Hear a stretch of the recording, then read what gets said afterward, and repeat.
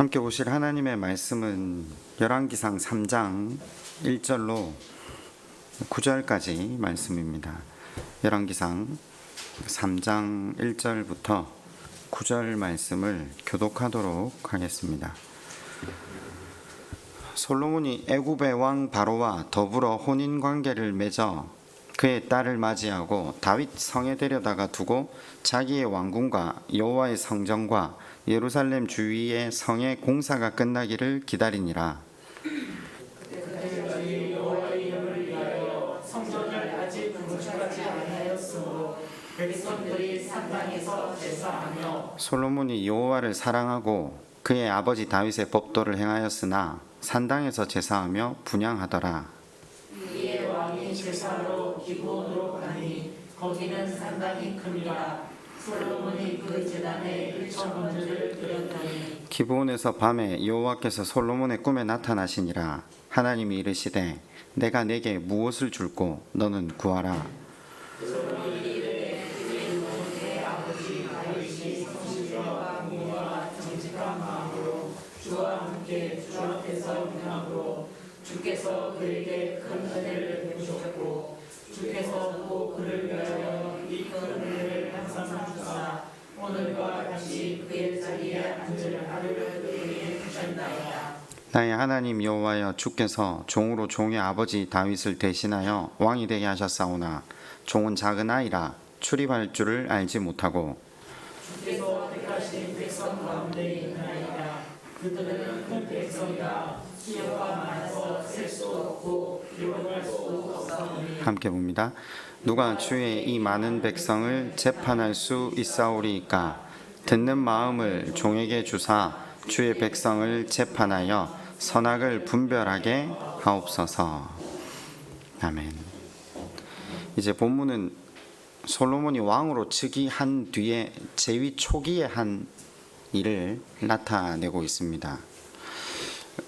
1,000번제는 아마 평생 교회를 다니셨다면 수도 없이 들어왔던 본문 중에 하나가 아니겠습니까? 우리는 1,000번제에 응답하신 이유를 일반적으로는 솔로몬 그가 드린 정성에 초점을 맞춥니다.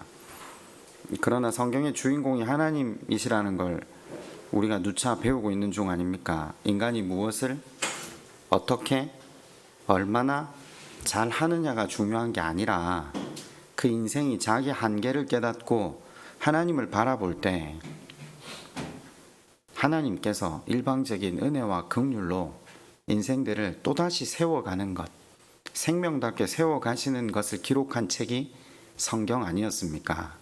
오늘 본문도 똑같은 구조를 우리에게 보여줍니다. 인생의 한계를 깨닫고 하나님을 바라볼 때 하나님께서 어떻게 역사하시고 계시는지를 살펴보십시다. 여러분, 제가 먼저 한번 질문을 하고 시작할까요? 여러분한테 제일 큰 건 뭡니까? 하나님입니까? 돈입니까? 사람입니까? 우리가 가장 크게 여기는 것 위주로 우리 삶이 움직여 가게 되어 있습니다. 오늘 솔로몬이 무엇을 가장 크게 여기고 살아가는지 본문은 그걸 여실하게 보여주고 있죠. 솔로몬이 결국에 하나님을 크게 여김으로 말미암아 오늘 그가 드리는 기도의 응답을 받고 있음도 우리는 이미 알고 있습니다. 자, 솔로몬이 그 크게 여기는 것이 어디에서 어디로 이동해 가는지를 한번 살펴보면 명확하게 이 구조를 통해서 솔로몬의 기도가 왜 응답을 받고 있는지 알게 됩니다. 3장 1절이 이렇게 시작하죠. 솔로몬이 애굽의 왕 바로와 더불어 혼인관계를 맺어 그의 딸을 맞이하고 다윗성에 데려다가 두고. 솔로몬이 이집트 공주에게 반해서 그 딸을 데려올 수 있는 건 아니죠. 왜냐하면 이집트라는 나라는 중근동의 넘버원이잖아요. 가장 큰 제국을 지니고 있으니까 이집트의 파라오가 자기 딸을 남의 나라에 볼모로 주거나 첩으로 주거나 이런 일은 없습니다. 항상 남의 자식을 데려왔으면 왔지. 그런데 지금 이집트 왕이 파라오가 사랑하는 자신의 딸을 내어줘 솔로몬을 사위 삼을 정도로, 솔로몬의 제위 초기니까 실은 아버지 다윗이 이스라엘에 미친 영향력이 얼마나 컸던가를 알 수 있는 대목이기도 합니다. 이집트의 파라오가 솔로몬과 결혼을 통해서 동맹을 맺고 있는 장면이죠. 솔로몬 입장에서 마다할 일은 아니었죠. 이스라엘이 부국강병할 수 있는 길 아닙니까? 그런데 성경이 이 일을 솔로몬의 제위 초기에 한 첫 번째 일로 기록하고 있는 이유가 무엇입니까? 솔로몬이 가장 크게 여기는 것이 무엇인지를 보여주는 겁니다. 하나님보다 세상적인 방법. 그러니까 솔로몬이 왕이 되고서 제일 먼저 한 일이 바로의 딸과 정략 결혼을 한 겁니다. 한번 생각해 보십시다. 이 사람이 율법을 모르는 사람이 아니잖아요. 그렇다면 적어도 이 일 앞에 하나님, 제가 첫 번째 부인을, 정실 부인을 맞이하는데 이방 여인과 결혼하는 것이 옳습니까? 기도조차 하지 않습니다. 당연히 이 일을 통해서 얻을 수 있는 게 얼마나 컸던가. 실은 결혼을 통해서 파라오에게 게셀이라는 성읍을 얻거든요. 이게 애굽으로 내려가는 해안길을 통제할 수 있는 통제권을 얻게 되는 거죠. 경제적인 차원에서 막대한 유익을 얻었을 뿐만 아니라 이스라엘은 중근동 지방에 큰 영향력을 행사하는 나라로 군림하게 됩니다. 이 덕분에요. 그럼 제가 한번 여쭤봅시다. 이게 하나님이 주신 복입니까? 아시다시피 이 선택은 결국 솔로몬을 타락의 길로 몰고 가게 한다는 것을 우리는 알고 있습니다. 잘못된 문화, 잘못된 종교를 받아들임으로 결국 파멸의 자리로 나아가지 않습니까? 첫 번째 한 일이, 성경은 있는 그대로 그가 정략 결혼을 했다라는 것을 기록해 두는데, 제가 여러 주석을 좀 한번 쭉 살펴봤는데 주석 중에 이런 주석도 있더라고요. 하나님께서 가나안 여인과 혼인을 금했지 이방 여인들 모두 다를 결혼을 금한 건 아니다. 어떻게 주석을 적어도 이렇게 적을 수 있을까 하는 생각이 잠시 들었어요. 그러니까 무슨 말이냐면요, 성경에 나오는 인물을 위인전 인물로 보고 하나님이 복을 주시잖아요 지금. 그러니까 이 사람이 잘하는 게 있고 근거가 있기 때문에 그 기도에 응답을 받는다라고 생각하시는 분들은 여전히 솔로몬이 잘못한 게 아니라는 걸 변증하는 주석들도 있더라고요. 아시다시피 사람이 잘해서 여호와의 복을 누리는 게 아닙니다. 하나님이 당부 하나님이셔서 탕자에게도 은혜를 베푸신 것처럼 그가 집을 나갈 때도 다시 돌아올 때도 아버지를 바라볼 때 잔치를 베푸실 때도 우리 하나님의 은혜가 자비가 크셔서 인생들이 이와 같은 자유함을 누리고 사는 겁니다. 그런데 이미 솔로몬 안에 세상이 얼마나 커 있는가. 제위 초기면 20대였을 게 뻔하거든요. 20대 초반에 젊은 왕에게 세상이 얼마나 크게 여겨졌겠습니까? 여러분 한번 생각해 보세요. 지금 우리는 3장 1절에 이 짧은 이야기가 며칠 만에 이루어진 일이라고 보셔서는 안 되겠죠? 몇 달 만에도 이루어져서는 안 될 겁니다. 적어도 혼사가 오고 가고 결혼식이 이루어지고, 그죠? 근데 그보다 더 큰 일을 또 1절에 기록해 두었네요. 솔로몬의 두 번째 한 일, 두 번째 중요한 행적을 이야기합니다. 무엇을 했습니까?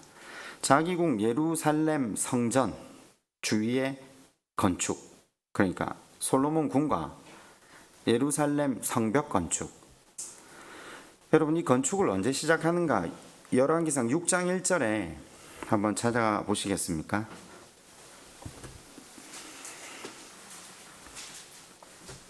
이스라엘 자손이 애굽 땅에서 나온 지 480년이요 솔로몬 이스라엘 왕이 된 지 4년 10월 곧 둘째 달 솔로몬이 여호와를 위하여 성전 건축하기를 시작하였더라. 제위 4년째 되던 해 성전 공사를 바로 시작하거든요. 성전 공사가 몇 년 걸렸냐? 7년이 걸립니다.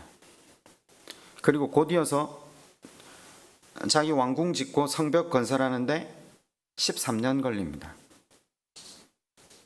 왕이 되고 나서 24년 경과되었을 때 이 일이 끝나거든요.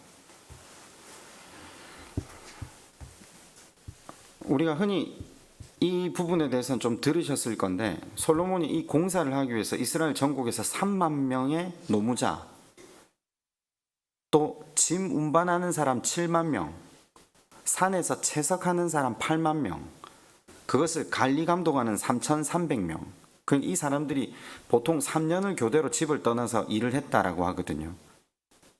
20년을요.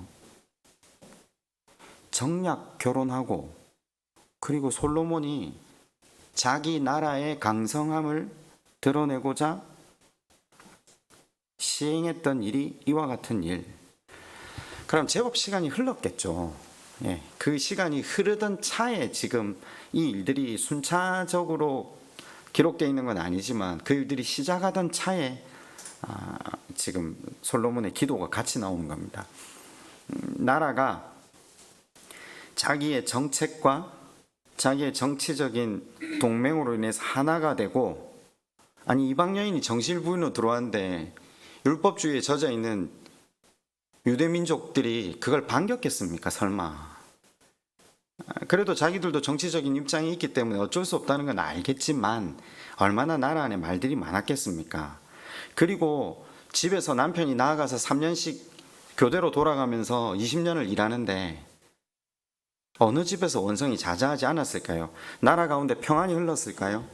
이 짧은 한 구절 사이에 얼마나 많은 사건과 사고가 있었겠습니까? 그걸 보시라고 지금 성경이 이 짧은 한 구절 안에 그걸 다 밀어놓고 있는 겁니다. 자, 그러면서 2절에 그때까지 여호와의 이름을 위하여 성전을 아직 건축하지 아니하였으므로 백성들이 산당에서 제사하며.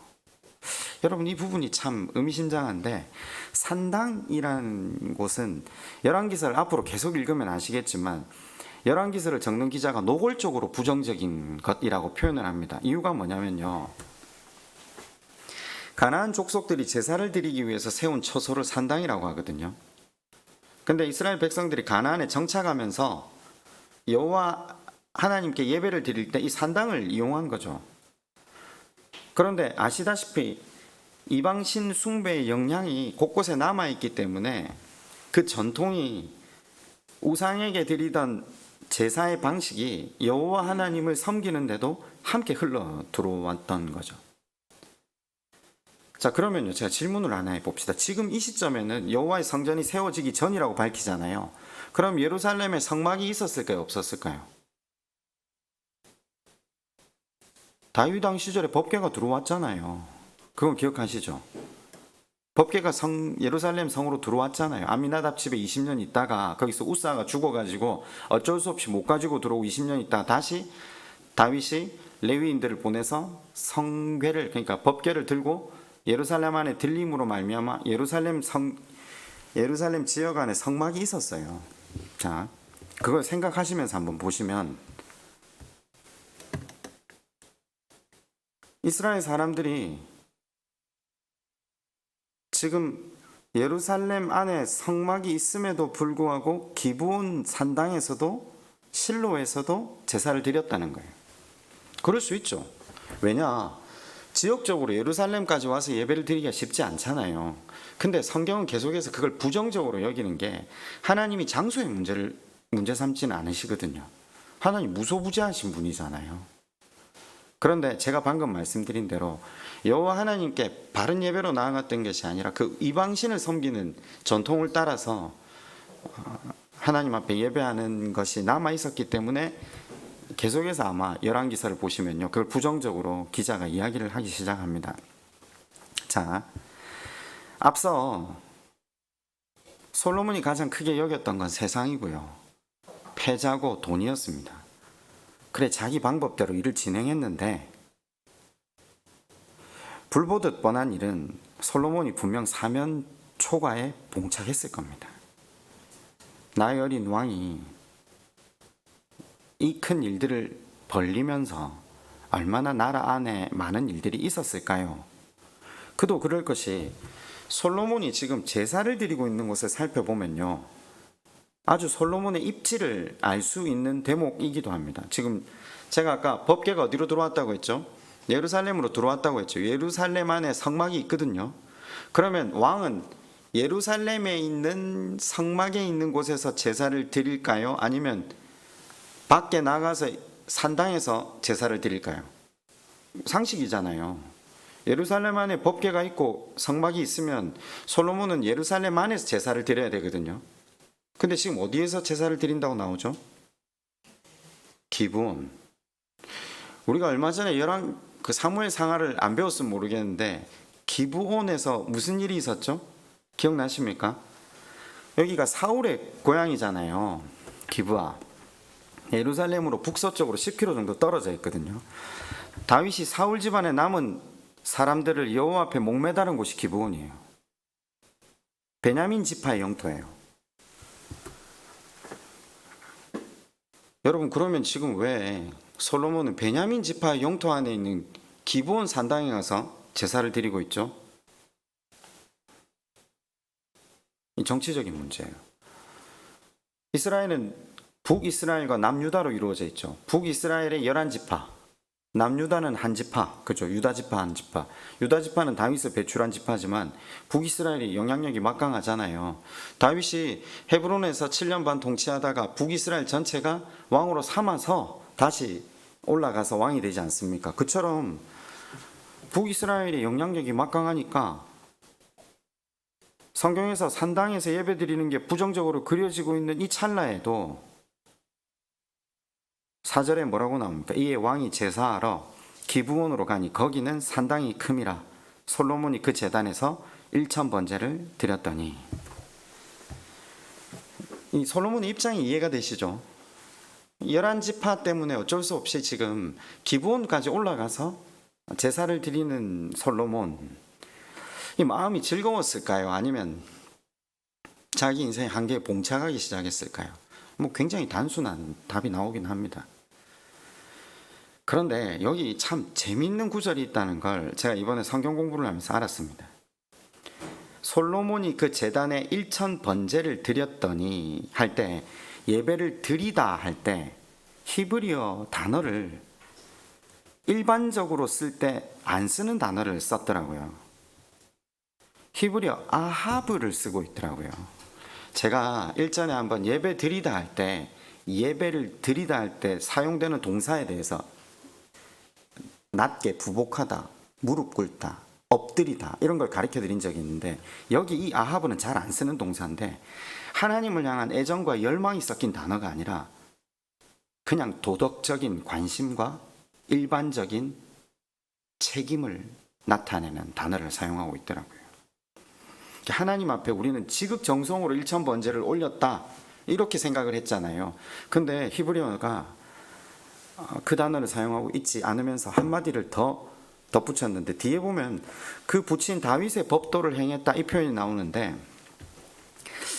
여기도 그 붙인 다윗의 법도를 행했다 할 때도 전통을 따라 그가 도리를 지켰다 이렇게 직역이 되더라고요. 그 무슨 말이냐면요, 제가 뭘 지금 말씀을 통해 전달하려고 하느냐면요, 우리는 1000번제가 정말 지극정성으로 드린 그 솔로몬의 그 마음을, 그 중심을 보시고 하나님께서 그 제사에 응답하셨다. 옛날에는 우리가 그렇게 배웠잖아요. 근데 사실은 이게 정성도 없었다는 거예요. 지금 본문이 그걸 나타내더라고요. 기도 응답의 핵심이 정성도 아니었다는 겁니다. 여러분, 그런데 솔로몬이 그 제단에 1000번제를 드렸다 할 때 이 1000번제가 아시다시피 번제는 어떻게 드리죠? 안수하고 기도하고 내 죄를 전가하고 잡아 죽일 때 껍질 벗기고 각 뜨고 그걸 불 위에 태우고 내장 다시 물로 씻어서 내장 태우고, 번제의 특징은 하나도 남기면 안 되거든요. 옛날엔 제사법이 철저했잖아요. 근데 아시다시피 이걸 누가 해야 된다고요? 내가 해야 되잖아요. 제사장이 하는 것이 아니라 레위기 시대 레위기 말씀을 따라서 분명히 잡는 자가 목을 치라라고 했다면 아마 번제 한 마리를 하나님 앞에 올려드리는데도 시간이 걸리겠죠. 큰 소 목을 치고 피를 뽑고 뿌리고 그걸 각을 뜨고, 여러분 이 과정이 무엇을 하는 과정이라고 했죠? 내가 각을 뜨면서 하나님 내 사지를 하나님께 드립니다. 내장을 씻으면서 하나님 내 속도 하나님께 드립니다. 나의 안팎을 드립니다. 주님, 내가 주님 앞에 이런 존재입니다. 나를 온전히 주관해 주십시오. 번제는 소제나 속건제 어떤 제사보다 시간이 얼마나 많이 걸리는 제사인지 모릅니다. 그런데 그 솔로몬이 1000번제, 1000번제, 1000마리의 제물을 드렸다라는 거죠. 아마 솔로몬 혼자서 이 일을 다 하진 않았을 거라고 학자들은 이야기합니다. 하루에 한 마리씩 잡으면 3년 걸려야 되니까 당연히 그렇게 하지 않았을 거라 생각하는데, 일반적으로 사람들은 최소한 일주일 정도는 걸렸을 거다. 왜냐하면 이때 사람들이 7을 완전수로 여겼기 때문에 7일 안에 보통 이 문제를 끝내려고 애를 썼다. 그런 이제 고대 문서들이 있는데, 저는 시간이 중요한 건 아닌 것 같아요. 만약 일주일을 하려고 해도 하루에 140마리를 잡아야 되거든요. 일주일이 중요한 것도 아니고 한 달이 걸린 것도 아니고 3년이 걸린 것도 아니고, 저는 이게 중요한 게 아니라 그 제사를 솔로몬이 지금 같이 드리고 있다는 겁니다. 솔로몬이 그 제물을 잡을 때 하나님 앞에서 자기의 한계를 깨달았다는 겁니다. 내 방법, 내 힘, 세상의 논리, 정치관계, 경제 논리로는 이 땅이 아름다워질 수 없구나. 그 마음을 담아 하나님 앞에 예배 드렸다는 겁니다. 그때 3장 5절에 기브온에서 밤에 여호와께서 솔로몬의 꿈에 나타나시니라. 여러분, 저한테 지금 이런 질문하고 싶지 않으세요? 그걸 어떻게 목사님은 증명할 수 있느냐? 뒤에 나오니까요. 하나님이 이르시되 내가 내게 무엇을 줄고 너는 구하라. 제가 지금 답을 이야기하기 전에 꿈 이야기가 나왔으니까 이건 한번 짚고 넘어갑시다. 우리가 읽는 성경에 꿈 이야기가 나오잖아요. 그래서 성경을 읽은 사람들이 요즘도 자기가 꾼 꿈을 굉장히 중요시하고 의미를 두려 하거든요. 물론 지금도 꿈을 통해서 하나님이 말씀하실 수 있습니다. 그러나 지금 오늘 21세기 2021년을 사는 우리와 지금 3000년 전에 이 사람들하고는 달라요. 그때는 기록되어진 성경이 각자에게 없었기 때문에 하나님께서 이런 방법으로라도 각 개인을 통해 말씀하실 때였고, 지금은 우리에게 하나님이 주신 말씀이 있거든요. 말씀보다 더 확실한 하나님의 계시는 없어요. 그 요즘 꾸는 꿈과 당연히 구별해서 봐야 돼요. 솔로몬에게 하나님께서 뭐라고 말씀하시죠? 내게 무엇을 줄고? 요즘 말로 치면 백지수표죠. 백지수표 주면서 네가 공만 쳐넣어라. 뭘 원하든지 네가 원하는 거 써넣어라. 조건이 없잖아요. 여러분에게 만약에 하나님께서 백지수표를 주면서 뭐든지 하나 써넣어라 라고 하시면 여러분 뭘 쓰시겠습니까?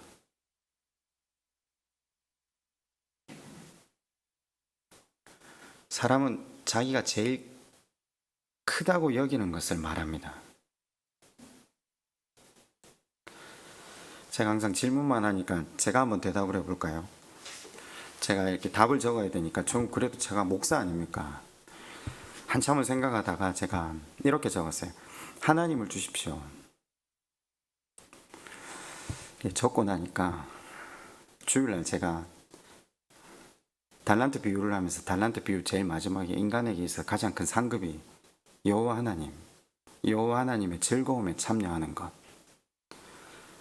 이걸 또 설교를 안 하고 말씀을 묵상을 안 했으면 그냥 넘어갈 수 있는데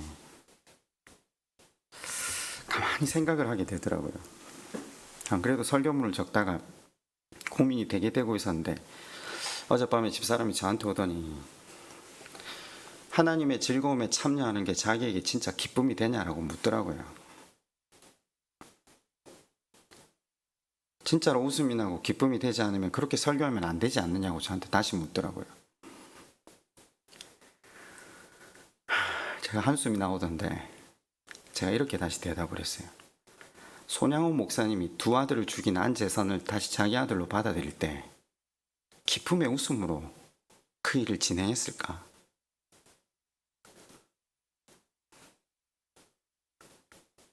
그 일이 하나님의 기쁨이 된다는 걸 알기 때문에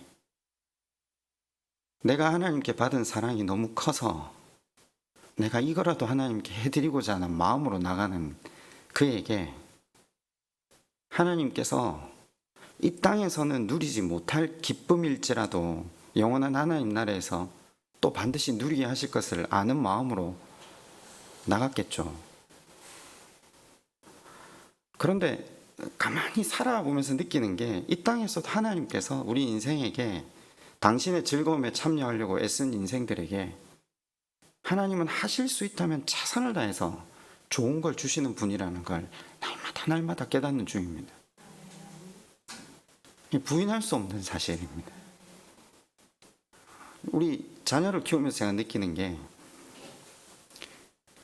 끊임없이 자기가 원하는 것만을 요구하잖아요. 얼마 전에 저희 집 첫째 생일이었거든요. 생일에 맞춰서 선물을 해주려고 했는데 얘가 좀 제가 전혀 예상치 못한 걸 요구하길래 그게 너한테 너무 필요 없는 것 같다 실랭이를 벌이다가 넘어가 버렸어요. 그러고 나니까 자기 생일 선물이 필요 없다고 하더라고요. 그래서 제가 곧이어 크리스마스가 다가오니까 그거 합쳐서 사주면 안 되겠냐 이렇게 물었더니 자기는 필요 없으니까 됐다고 이야기를 하다가 한참 뒤에 동생들은 생일날도 받고 크리스마스에도 생일 선물을 받는데 자기는 왜 그걸 합쳐서 받아야 되냐고 다시 묻더라고요. 자녀의 기쁨을 위해서 부모는 언제든지 자녀가 원하는 대로 그 인생에 많은 것들을 채우잖아요. 안 된다고 이야기했지만 또 그가 원하는 게 있으면 이스라엘 승리자 하나님은 져주시는 하나님 변함없이 그곳 가운데 자녀의 즐거움을 위해서 양보하거든요. 저는 탕부 하나님도 아닌데 우리 하나님은 언제나 자기의 즐거움에 참여한 인생들에게 할 수 있다면 가장 좋은 것으로 그 인생의 마음에 희락과 참 평안을 주시기 위해 애쓰시는 분이라는 걸 날마다 느낍니다. 여러분 아까 제가 솔로몬이 이 기도의 응답을 받은 이유가 솔로몬이 자기 한계에 봉착했고 자기 스스로 선택한 이 문제들로 자기의 인생을 또 나라를 부국강병하게 할 수 없다는 사실 앞에 하나님 앞에 낮아졌다고 했잖아요. 그 이야기가 6절부터 나옵니다. 솔로몬이 이렇게 대답합니다. 주의 종 내 아버지 다윗이 성실과 공의와 정직한 마음으로 주와 함께 주 앞에서 행함으로 주께서 그에게 큰 은혜를 베푸셨고 주께서 또 그를 위하여 이 큰 은혜를 항상 주사 오늘과 같이 그의 자리에 앉을 아들을 그에게 주셨나이다. 나의 하나님 여호와여 주께서 종으로 종의 아버지 다윗을 대신하여 왕이 되게 하셨사오나 종은 작은 아이라 출입할 줄을 알지 못하고 왕께서 택하신 백성 가운데 있나이다. 그들은 큰 백성이라 수요가 많아서 셀 수도 없고 기록할 수도 없사오니 누가 주의 이 많은 백성을 재판할 수 있사오리까. 듣는 마음을 종에게 주사 주의 백성을 재판하여 선악을 분별하게 하옵소서. 여러분 솔로몬이 말을 많이 하는데 요지는 뭡니까? 하나님께서 내게 맡기신 백성을 하나님 뜻에 맞게 다스릴 수 있도록 지혜를 달라는 거죠. 바꿔 말하면 하나님께서 내게 맡기신 이 역할을 잘 감당할 수 있도록 지혜를 주십시오. 지금 솔로몬은 뭘 크게 여기죠? 하나님. 하나님이 제일 크기 때문에 다시 하나님 앞에서 자기를 돌아보니까 하나님이 맡기신 이 일이 큰 일이고 그 일은 하나님 뜻에 맞춰 나아가지 않으면 풀 수 없다는 것을 그가 깨닫잖아요. 여러분 솔로몬이 만약에 지금 다른 무엇을 더 크게 여겼다면 지체 없이 그게 입에서 튀어나왔을 겁니다. 솔로몬이 응답을 받을 수 있었던 이유는 자기 한계를 발견하고 하나님을 크게 여겼기 때문입니다. 3장 6절에 그 마지막 부분에 보면 그의 자리에 앉을 아들을 그에게 주셨나이다. 그가 누구죠? 다윗이잖아요. 솔로몬 아니잖아요. 하나님께서 다윗에게 다윗의 왕자에 앉을 솔로몬 저를 주셨습니다. 이 무슨 말이냐면요. 제가 잘나서 왕이 된 게 아니잖아요. 이 말입니다. 전부 다 하나님께서 하신 일이지. 내가 왕이 될 수 있었던 건요. 아시다시피 자기 어머니 밧세바는 왕비 서열상 밀리는 사람 아닙니까? 자신도 왕자 서열상 10번째 뒷번호였거든요. 내가 왕자 중에서 잘나서 왕이 되었다? 아닙니다. 하나님께서 행하셨습니다. 어떻게 이런 고백을 할 수 있었죠? 7절에 보면 자기를 뭐라고 인식하죠? 종은 작은 아이라. 천국은 누구의 것이라고요? 어린아이와 같은 자. 솔로몬이 지금 하나님 앞에 자기의 정체성이 무엇인지를 분명하게 깨닫고 있습니다. 하나님, 저는 철부지입니다. 저는 어디로 전진하고 어디로 물러나야 할지를 알지 못하는 어린아이와 같습니다. 솔로몬이 자기를 바르게 인식하기 시작합니다. 자기에 대한 바른 정체성을 가질 때 하나님을 표대로 삼고 나아가기 시작하는 거죠. 여러분, 우리가 그렇지 않습니까? 우리가 뭘 안다고 할 수 있습니까? 내 자신의 미래 모릅니다. 실은 내 속에 무슨 일이 일어나는지도 모르는 게 많습니다. 왜 내 자신의 감정도 내 스스로 조절할 수 없지 않습니까? 아시다시피 내일 아침에는 무슨 일이 터질지도 모릅니다. 아는 게 없습니다. 아는 게 없는 사람들은 어떻게 겸손하지 않을 수 있습니까? 제가 일전에 한번 말씀을 전하면서 성경 공부를 많이 하고 성경 지식이 생기면 우리의 신앙이 커집니까? 라고 질문을 했는데, 우리가 기도를 조금 많이 했다고 해서 우리가 커집니까? 아니요, 그게 진짜 철부지죠. 하나님, 우리 인생은 언제나 하나님 앞에 하나님이 아니시면 소망이 없는 존재들입니다. 그게 지혜입니다. 솔로몬은 지혜를 구해서 지혜를 받은 게 아니라 지금이 지혜입니다. 그때 하나님께서 그 삶에 일하셨기 때문에 솔로몬이 인정받을 수 없는 권위들을 하나님께서 인정받게 하십니다. 사울이 왕이 되는 과정, 다윗이 왕이 되는 과정, 굉장히 긴 시간 백성들로부터 사람들로부터 인정받는 훈련을 거치게 하신 데 반해서 솔로몬은 그 기간이 매우 짧습니다. 물론 그로 인한 단점도 있고 장점도 있겠지만 솔로몬의 그 기간이 짧았던 이유는 지금 바로 이 대목입니다. 이것 하나는 정말 잘 배운 것 같습니다. 자기 정체성을 바르게 인식한 거죠. 3장 8절은 이렇게 한 번 더 밝힙니다. 왕께서 택하신 백성 가운데 있나이다. 이 무슨 말인 줄 아십니까? 나는 작은 아이인데 주께서 내게 맡기신 백성들은 주께서 빼고 빼신 똑똑한 백성들이라는 거죠. 내가 제일 못난 사람이라는 겁니다. 그래서 종에게 이 많은 백성을 하나님의 뜻대로 재판할 수 있도록 9절에 듣는 마음을 종에게 주사. 옛날에 우리 개혁 성경에는요, 지혜를 주사 이렇게 되어 있었거든요. 그래서 솔로몬 하면 지혜라고 우리가 떠올렸잖아요. 근데 이게 개정개혁에는 조금 원문에 가깝게 해석이 된 거죠. 지혜가 아니라 뭐라고 해석됐다고요? 듣는 마음. 레브 쇼 메아라는 이 히브리 단어가 본뜻이 마음이거든요. 그러니까 무엇이 지혜로운 마음이죠? 하나님의 말씀을 들으려고 하는 마음. 우리 인생을 창조하신, 우리 인생의 사용 설명서 된 하나님의 말씀을 듣고자 하는 것이 지혜로운 것. 왜냐? 창조하신 그분의 말씀 속에서만 인생이 바르게 세워질 수 있지 않습니까? 그래서 여기 지금 나오는 이 듣는 마음, 그것이 바로 지혜로운 마음, 하나님의 말씀을 듣는 것. 그와 동시에 듣기만 하면 안 되잖아요. 순종하는 마음이 이 듣는 마음에 포함되어 있습니다. 내가 하나님의 백성을 다스릴 때 내가 어떻게 해야 하나님의 뜻을 따라 다스릴 수 있는지, 그 말씀을 들을 수 있는 귀를 내게 허락해 주시고, 들은 그 말씀을 내 삶 속에 실천할 수 있는 마음을 주십시오. 이 두 가지 동시에 하나님 앞에 드린 기도죠. 이 기도 제목과 더불어서 일천 번제를 드렸는데, 일천 번제가 중요한 게 아니라 기도의 내용, 아니 실은 기도의 내용이 중요한 게 아니라 솔로몬의 자기 정체성, 이게 가장 이 기도가 응답받은 이유가 된다는 거죠.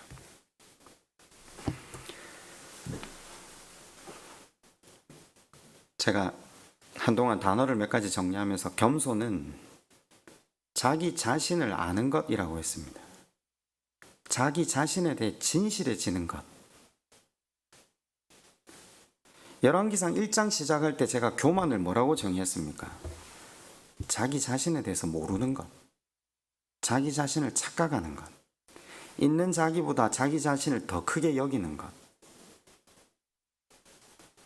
솔로몬은 지금 이스라엘 최고의 왕자에 앉아서, 이집트의 파라오가 무시할 수 없는 권력을 쥐었음에도 불구하고 하나님, 나는 작은 아이입니다. 자기 자신에 대해서 진실했습니다. 여러분, 사울이라는 사람이 이스라엘의 초대왕이 되었잖아요. 그 초대왕이 될 때 제비를 뽑아서 그가 뽑혀 나올 때 이 사람은 자기 자신이 부끄러워서 횡구 뒤에 숨을 정도로 자기 자신에 대해서 진실했었어요. 나는 왕이 될 자격이 없는 사람이라는 걸 알았다. 그런데 이 사람이 왕이 된 이후에 돈과 권력의 맛을 본 이후로 타락하잖아요. 그래서 하나님을 버리죠. 자신이 하나님처럼 행동하기 시작했잖아요. 그게 문제였죠. 겸손할 때에는 하나님의 은혜를 덧입었는데 교만해지자, 자기가 누구인지를 잊어버리자 하나님으로부터 버림받죠.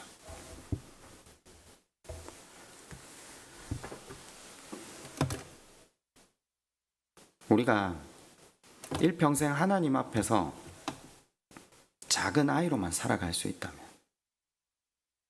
모든 일에 대한 영광을 그분에게 돌려가면서 겸손히만 살아갈 수 있다면, 안 그렇습니까? 내 능력으로 되어지는 일이 있습니까? 아까도 말씀드렸지만 내 마음도 내 마음대로 움직여지지 않는데, 내가 계획하고 움직이는 것들이 내 마음대로 행해지지 않잖아요. 우리가 이제껏 인생의 여정 속에서 계속해서 확인해 왔거든요. 오직 그분이 행해 주셔야지만 일들이 진행될 수 있잖아요. 그런데 뭐가 내 능력이라고 주장할 수 있겠습니까?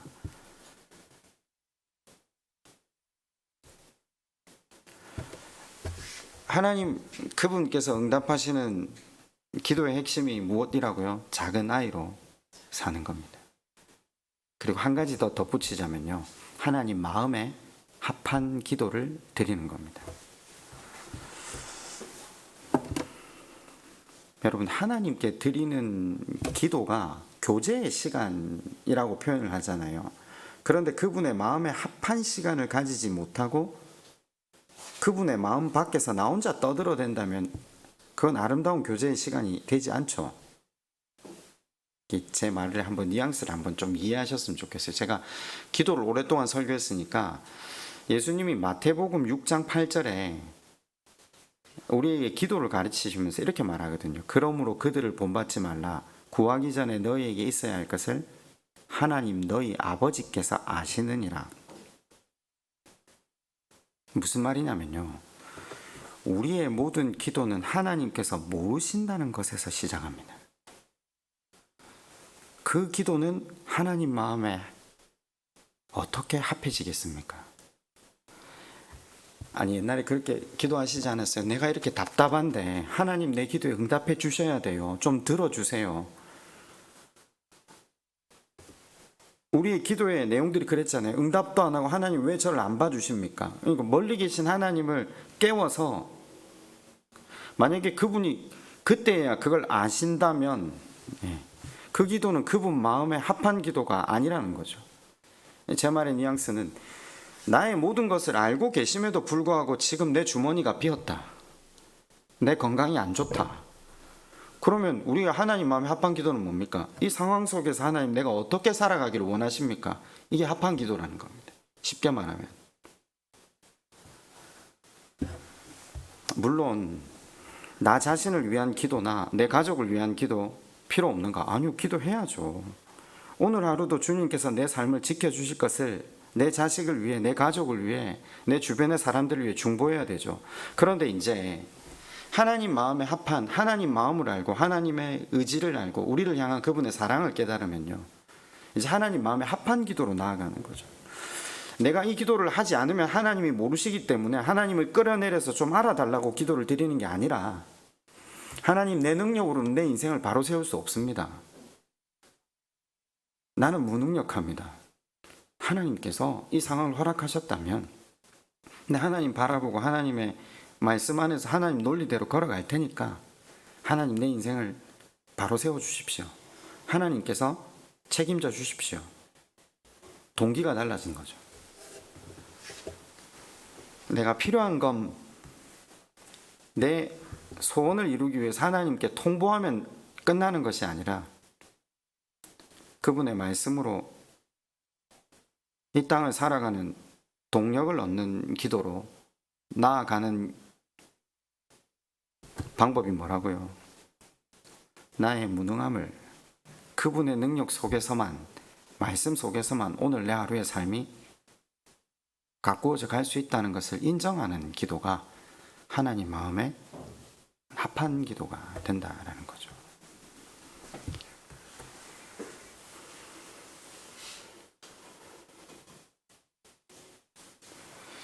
부모 입장에서요, 자식이 여러 명 있을 때 한 자식은 자꾸 자기 것만 달라고 하거든요.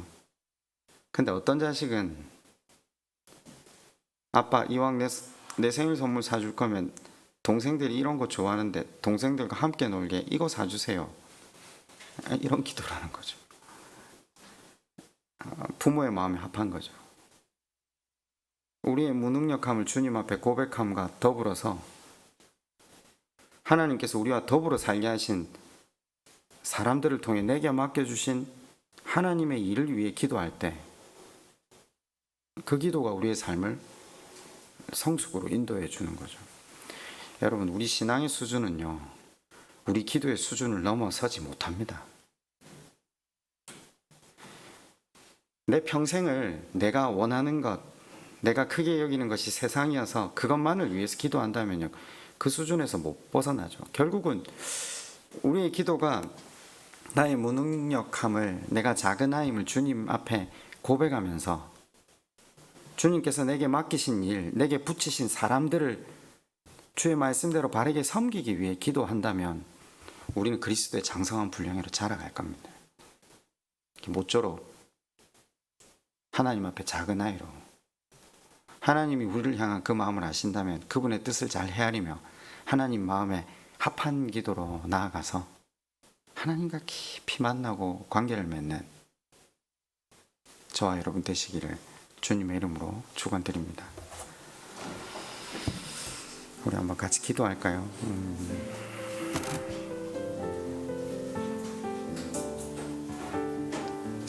하나님, 우리의 삶이 하나님 앞에 아름다운 번제의 삶이 되길 원합니다라고 한번 기도할까요?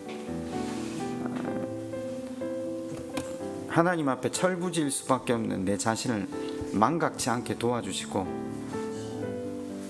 하나님 앞에 늘 작은 아이임을 고백하며 하나님의 능력만을 의지하며 나아갈 수 있는 하나님의 백성 되게 해달라고 우리 시간 그렇게 한번 하나님 앞에 먼저 같이 기도하겠습니다. 우리 한 번만 더 같이 기도하시고 또 자유롭게 각자의 기도의 제목을 가지고 기도하셨으면 좋겠습니다. 여러분, 교회를 위해서 한번 기도해 주십시오. 또 한 해가 또 저물어가고 또 새로운 한 해가 시작되는 마당이 있습니다. 다음 주는 특별히 정체계를 하거든요. 교회가 교회다울 수 있게, 교회가 하나님 말씀 앞에서 우리가 작은 아임을 깨닫고 하나님 없이는 살아갈 수 없는 존재이기에 예수 그리스도 십자가만을 붙드는 그 일을 계속해서 매진해 갈 수 있도록, 교회가 그 일들을 잘 감당해서 하나님께 착하고 충성된 종아라고 칭찬 들을 수 있도록 그렇게 또 준비하고 계획하는 시간 삼게 해달라고 기도하시고요. 또 각자의 기도의 제목을 가지고 하나님 앞에 함께 기도하시고 자유롭게 돌아가셨으면 좋겠습니다. 기도하겠습니다.